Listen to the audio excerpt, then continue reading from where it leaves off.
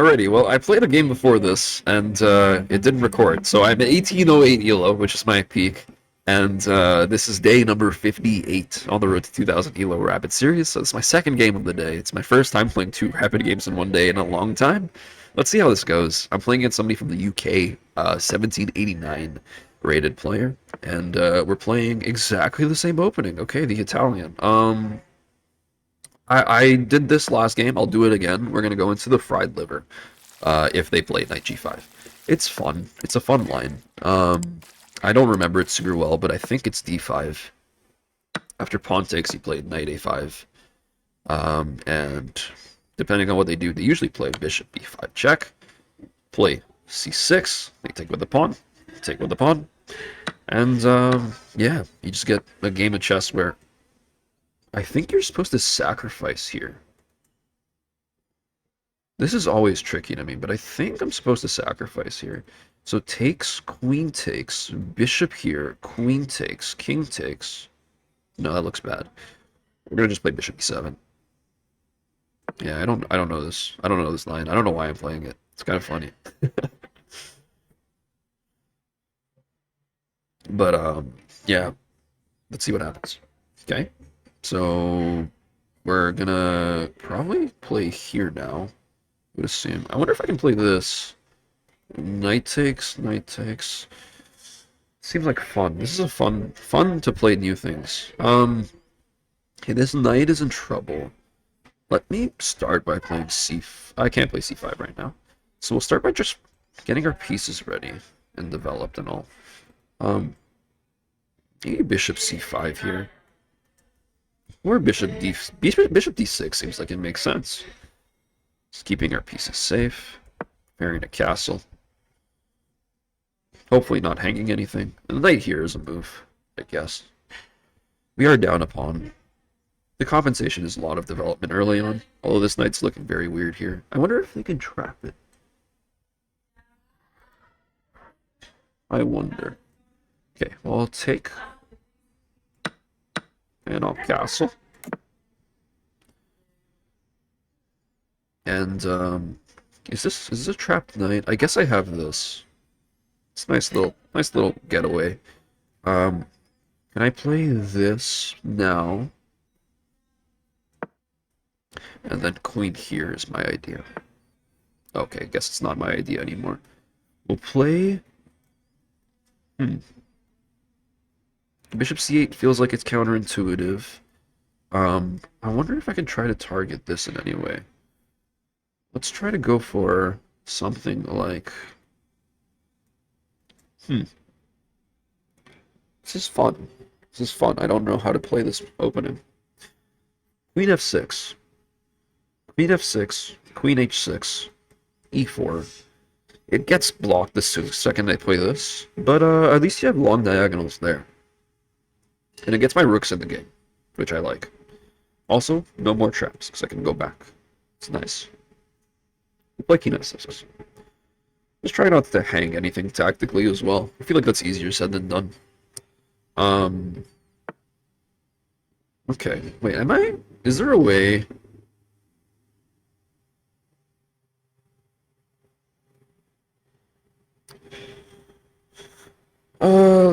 let's think. Okay, gotcha. I wonder if I can try to distract queen from the square. Let's play here. Is there any bishop takes ideas? I don't see any. Let's try to get my pieces in the game.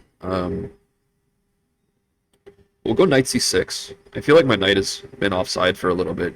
It's gonna try to go knight here. I'm just gonna step my bishop back onto c7 probably. Oh, he actually can go here though.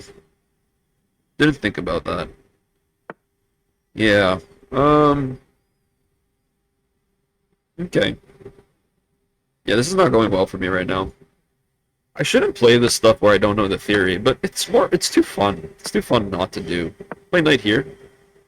Probably play queen here. What did he just do? What? Oh, I mean, I will take a free piece.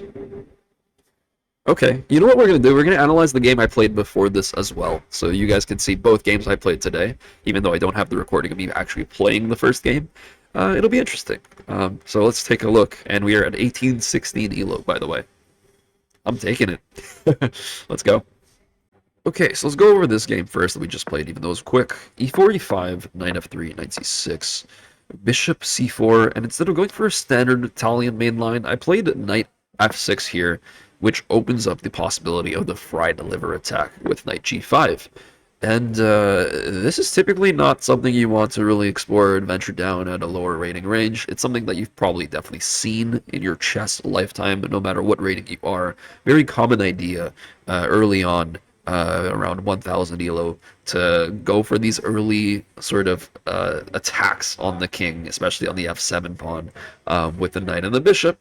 And it's difficult to go down this line at a lower rating because you really need to know the theory in order to refute this. And I only know partially how to go about it, but I tried my best here. D5 is the only move to preserve equality. After e takes d5, you have to go knight a5. Also an only move. If you look at the differences between the evaluations, it's zeros if you play knight a5, but it's plus 0.4 or plus 0.5 for white if you play anything else. So knight a5, the bishop checks, c6, takes back with the pawn, not with the knight. You don't want to preserve that pin that the bishop will have on the knight.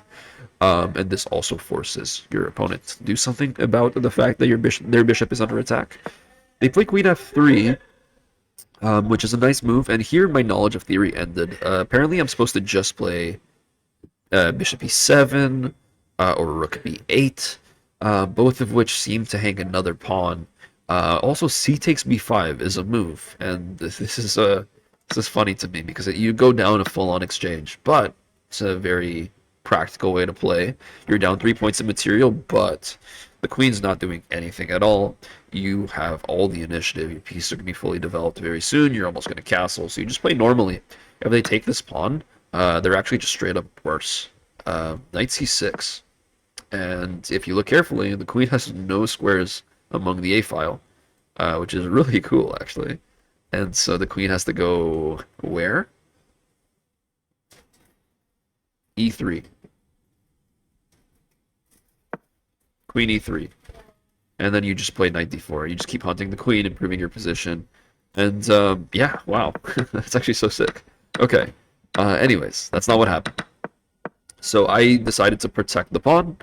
It's not losing, but it's definitely worse. Plus 0.7 now for white. They just have to retreat the bishop, and they're doing fine. I just tried to play normal chess here. They traded knights. I decided to go for it. I castled. And here I can play f5, actually. f5, just initiating the counterattack while they have no pieces active. f5 is really nice because it kind of forces the queen to step off of this diagonal. You can always play e4 afterwards. And then you can also open up your own attack with the bishop in the long run and go for mating ideas. Not necessarily bringing the queen here. It's not a great example, but more so just opening the fact that the bishops have access to the king through the long diagonals. And so I instead played c5, going for an early attack of the queen, asking where it's going. It went to the wrong square. Apparently it's supposed to go onto f5 to prevent me from playing f5. Very informative. But it went on to g4, and here I played queen f6. This is just a straight up mistake because it lets my opponent do whatever. This doesn't really create any threat. They develop their knight. Bring my knight back. They go here. I go back. They take. I take. They go here, and they're trying to, this is a very common idea, and I guess they just missed that my queen covers h6. But like, let's say my queen was anywhere else. Let's say it was on c7. Then bishop h6 is very nice because this is mate. The only way to stop mate is playing f5. Oh, okay. Here you can play like f6, f5 because the queen actually covers g7. But let's say if, for example, my queen had gone here because I'm dumb, now bishop h6 is completely crushing. The only move is g6, and you lose a rook. So yeah, my opponent just, I guess, missed that was covered. And yeah, clean win, nice win. Good to cover the fried liver, though. I do want to learn the theory for this. I feel like it's fun to play because it gets Italian players a little bit out of the sharp positional game that they kind of usually like. Even though I like sharp positional games, it's fun to have a little bit more more spice in life. So I'll show you a second Italian game I played just before this, but unfortunately didn't record because I'm not used to the fact that I am traveling and recording these on my laptop. But we'll go over the game review for that game as well, so you can see how I got to 1808 first before getting to 1816. Okay, so here's the first game I played. This was when I was 1800, and I actually got to 1808 by winning this game. It started with e4, e5, knight f3, knight c6, bishop c4, and knight f6. I was just inspired to play the fried liver today, or walk into it. My opponent didn't actually play the fried liver this game, though, so they played d3, and I kind of was like, okay, cool, I get normal chess. I played d5 here, trying to open up the center, taking back with a knight. After the castle, I played bishop at g4, putting a pin on the knight on f3 and having ideas to go knight d4 on my next move. Although first they played rook e1, and I was really scared of the rook check, so I didn't want to play this right away.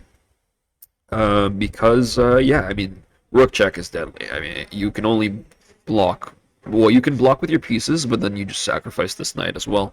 It's just not worth going into.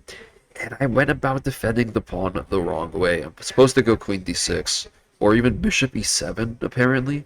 And bishop e7 actually does make sense, if you think about it, because they can't take, really, with the knight.